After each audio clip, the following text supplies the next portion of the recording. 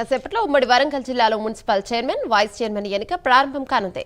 సభ్యుల ప్రమాణ స్వీకారం సందర్భంగా టెన్షన్ వాతావరణం నెలకొంది. ఉమ్మడి వరంగల్ జిల్లాలోని 12 మున్సిపాలిటీలో 7 మున్సిపాలిటీలను సంపూర్ణ మెజార్టీతో కాంగ్రెస్ కైవసం చేసుకోగా, ఇక కాంగ్రెస్ ఖాతాలో ములుగు, వర్ధనపేట, స్టేషన్ కాన్పూర్, పరకాల, నర్సంపేట, డోర్నకల్, మరిపేట మున్సిపాలిటీలు చేరాయి. హంగా ఏర్పడిన వర్ధనపేట, కేసముద్రం మున్సిపాలిటీలను ఎక్స్ అఫిషియో మెంబర్స్ ద్వారా కాంగ్రెస్ కైవసం చేసుకోనుంది. అయితే జనగామ, మహబూబాబాద్, తొర్రూరు మున్సిపాలిటీలో ఉత్కంఠ నెలకొంది.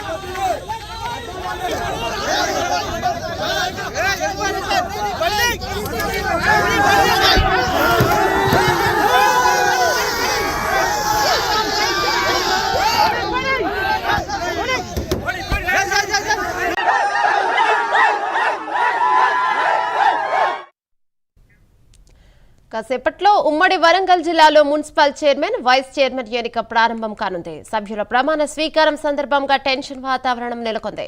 ఉమ్మడి వరంగల్ జిల్లాలోని 12 మున్సిపాలిటీలో 7 మున్సిపాలిటీలను సంపూర్ణ మెజారిటీతో కాంగ్రెస్ కైవసం చేసుకోగా, కాంగ్రెస్ ఖాతాలో ములుగు, వర్ధనపేట, స్టేషన్ కాన్పూర్, పరకాల, నర్సంపేట, డోర్నకల్, మరిపేట మున్సిపాలిటీలు చేరాయి. హంగ ఏర్పడిన వర్ధనపేట, కేసముద్రం మున్సిపాలిటీలను ఎక్స్ అఫిషియో మెంబర్స్ ద్వారా కాంగ్రెస్ కైవసం చేసుకోనుంది. అయితే జనగామ, మహబూబాబాద్, తొర్రూరు మున్సిపాలిటీలో ఉత్కంఠ నెలకొంది. దీనిపై మరింత సమాచారం మా కరెస్పాండెంట్ జనగామ నుంచి తిరుపతి మరింత సమాచారం లైవ్ ద్వారా అందిస్తారు. రైట్ తిరుపతి, చెప్పండి.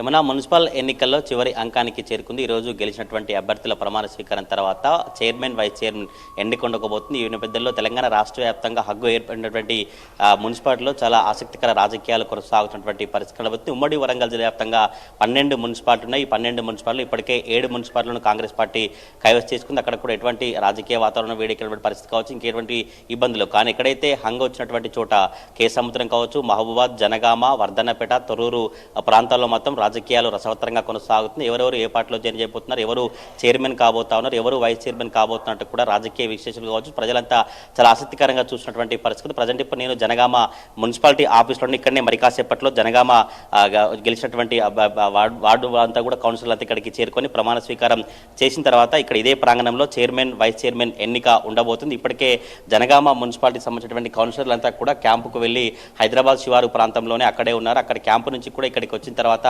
ప్రమాణ స్వీకార కార్యక్రమం ఉంటుంది. ప్రమాణ స్వీకారం ముగిసిన తర్వాత జనగామ మున్సిపాలిటీకి సంబంధించినటువంటి చైర్మన్, వైస్ చైర్మన్ ఎన్నిక ఉండబోతుంది. అయితే ఈ నేపథ్యంలో ఏ పార్టీ బలాలేంటి, ఏ పార్టీకి సంబంధించినటువంటి అభ్యర్థులు, వారు గెలిచినటువంటి కౌన్సిలర్లు ఎవరి వైపు ఉన్నారు, ఎవరికి ఓటేస్తారనే చర్చ అయితే ఇప్పుడు రాజకీయ వర్గాల్లో ఆసక్తికర చర్చ కొనసాగుతుంది. ఇక్కడ చాలా కీలకంగా ఎక్స్ అఫిషియో ఓటర్లు ఉన్నటువంటి నేపథ్యంలో MLA, BRS MLA Palla Rajeshwara Reddy, ఈ కాంగ్రెస్ ఎంపీగా చామల కిరణ్ కుమార్ రెడ్డి ఉన్నారు. ఈ నేపథ్యంలో జనగామ మున్సిపాలిటీని ఎవరు కైవసం చేసుకోబోతున్నారు, ఎవరి బలాలేంటి, ఎంతమంది ఏ పార్టీ వైపు ఉన్నారంటూ కూడా ప్రజలు కావచ్చు, రాజకీయ వర్గాల్లో చాలా ఆసక్తికర చర్చలు అయితే కొనసాగుతున్నాయి. మనం విజువల్లో చూసినంత కూడా ఇక్కడ సీటింగ్ అరేంజ్ చేశారు. జనగామ మున్సిపాలిటీకి సంబంధించినటువంటి ఏరియాలో Congress party, BRS party, independent, ex officio సంబంధించినటువంటి ఓటర్లు కావచ్చు, మిగతా ఇండిపెండెంట్ వారందరికీ కూడా సీటింగ్ అరేంజ్ చేశారు. మరి కాసేపట్లో ఇక్కడికి గెలిచినటువంటి కౌన్సిలర్ అంతా కూడా ఇక్కడికి చేరుకుంటారు. వార్డు వైజ్గా ఒక్కొక్కరు పేరు వైజ్గా ఇక్కడనే సీటింగ్ అరేంజ్ చేశారు. ఇక్కడ నుంచి వారు వైస్ చైర్మన్ కావచ్చు, ఈ చైర్మన్ సంబంధించినటువంటి ఎన్నికకు ఓటేసేటువంటి అవకాశం ఉంటుంది. ఈ నేపథ్యంలో ఎవరెవరిని కలిశారు, ఎవరెవరు ఏ క్యాంపులో ఉన్నటువంటి చర్చ అయితే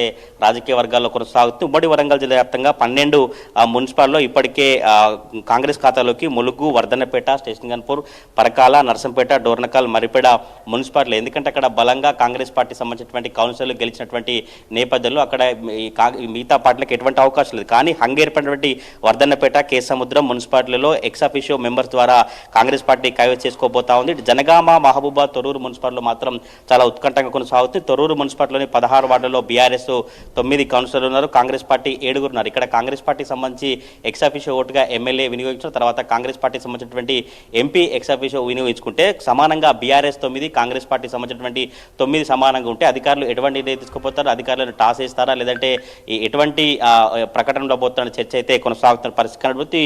ఈ జనగామ మహబూబాద్ మున్సిపాలిటీలో స్వతంత్ర అభ్యర్థులే చాలా డిసైడింగ్ ఫ్యాక్టర్స్గా మారబోతా ఉన్నారు. స్వతంత్ర అభ్యర్థులే చైర్మన్ ఎన్నికకు సంబంధించి చాలా కీలకంగా వ్యవహరించబోతున్నటువంటి పరిస్థితి అయితే కనబడుతుంది. జనగామ మున్సిపాలిటీ సంబంధించి 11 గంటలకు ఆ ప్రమాణ స్వీకారం ఉంటుంది. తర్వాత 12 గంటలకు ఆ చైర్మన్ వైస్ చైర్మన్ ఎన్నిక ఉన్నటువంటి పరిస్థితి అయితే కనబడుతుంది. ఈ చైర్మన్ వైస్ చైర్మన్ ఎన్నిక ఉన్నటువంటి ఆ నేపథ్యంలో చాలా ఆసక్తికరంగా వరంగల్ ఉమ్మడి జిల్లా రాజకీయాలు మారిపోయినటువంటి పరిస్థితి అయితే కనబడుతుంది. ఇప్పటికే ఇండిపెండెంట్ కావచ్చు మిగతా బీఆర్ఎస్ సంబంధించినటువంటి కౌన్సిలర్లు వీరంతా కూడా క్యాంపులో ఉన్నటువంటి ఆ పరిస్థితి కనబడుతుంది. ఈ క్యాంపులో ఉన్నటువంటి వారంతా కూడా ఇప్పటికే ఇండిపెండెంట్ క్యాండిడేట్లు కాంగ్రెస్లో జాయిన్ అయ్యారా, ఇక్కడ జాయిన్ అయ్యారా, ఎటువంటి ఆ పరిస్థితులున్నాయి ఒకసారి ఈ రోజు చైర్మన్ వైస్ చైర్మన్కి సంబంధించి ఎటువంటి ఏర్పాట్లు సార్ ఒకసారి మాట్లాడు సార్. ఎట్లా ఉంది సార్ ఏర్పాట్లు, ఎట్లా చేస్తారు, ఏ టైం వరకు ప్రమాణ స్వీకారం ఉంటుంది, ఏ టైం వరకు చైర్మన్ వైస్ చైర్మన్ ఎన్నిక జరుగుతుంటే ఏం చెప్తారు?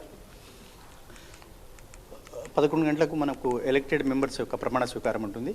అండ్ 12:30కు మనకు వైస్ చైర్మన్ అండ్ చైర్మన్కు సంబంధించినటువంటి ఎలక్షన్స్ జరుగుతాయి.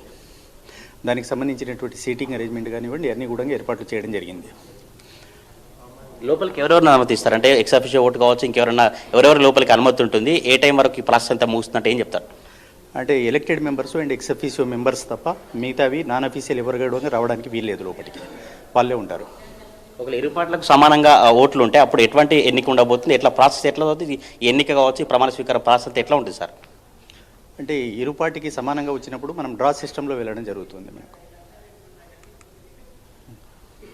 ఇది ఒకవేళ ఇరు పార్టీలకు సంబంధించి కూడా సమానంగా వస్తే తప్పకుండా డ్రా సిస్టంలోనే ఎన్నిక ప్రక్రియ ఉండబోతున్నట్టు అధికారులు చెప్తా ఉన్నారు. ఇక్కడ ఉన్నటువంటి జనగామ మున్సిపాలిటీకి సంబంధించినటువంటి ఎన్నిక ప్రక్రియ సంబంధించిన ఏర్పాట్లను అయితే అధికారులు దగ్గరుండి పర్యవేక్షించినటువంటి పరిస్థితి కనబడుతుంది. 11 గంటల తర్వాత కౌన్సిలర్ సంబంధించిన అభ్యర్థులు కావచ్చు, ఎవరైతే వారు ఉంటారో గెలిచిన వారు ఎక్స్ అఫీషియో ఓటు ఉన్న వారిని మాత్రమే లోపలికి అనుమతిస్తాం, ఇతర వ్యక్తులు ఎవరికి కూడా అనుమతి లేదంటూ కూడా అధికారులు చెప్పినటువంటి పరిస్థితి కనబడుతుంది. ఒక్కొక్కరికి అనుమతించిన తర్వాత ప్రమాణ స్వీకారం తర్వాత కూడా ఓటు హక్కు సంబంధించినటువంటి ప్రక్రియ ఉండేందుకైతే ఉమ్మడి వరంగల్ జిల్లా వ్యాప్తంగా 12 మున్సిపాలిటీలో మాత్రం అధికారులు ఏర్పాటు చేసి 11 to 12:30 మధ్యలో ఈ ఎన్నిక జరగబోతున్నటువంటి పరిస్థితి. ప్రధానంగా జనగామ, మహబూబాబాద్, తొర్రూరు మున్సిపాలిటీలపైనే ఉత్కంఠ కొనసాగుతుంది. క్యాంపులో ఎవరున్నారు, ఇండిపెండెంట్లు ఇరు పార్టీల నేతలు ఎవరికి సపోర్ట్ చేయబోతున్న చర్చ అయితే ఆసక్తికరంగా కొనసాగుతున్న పరిస్థితి కనబడుతుంది. మరి కాసేపట్లోనే క్యాంపులో ఉన్నటువంటి గెలిచినటువంటి కౌన్సిలర్లంతా కూడా మున్సిపాలిటీలకు చేరుకొని చైర్మన్ వైస్ చైర్మన్ ఎన్నికలో పాల్గొపోతున్న పరిస్థితులు అయితే కనబడతా ఉన్నాయి. Yamuna. Right, thank you Tirupati.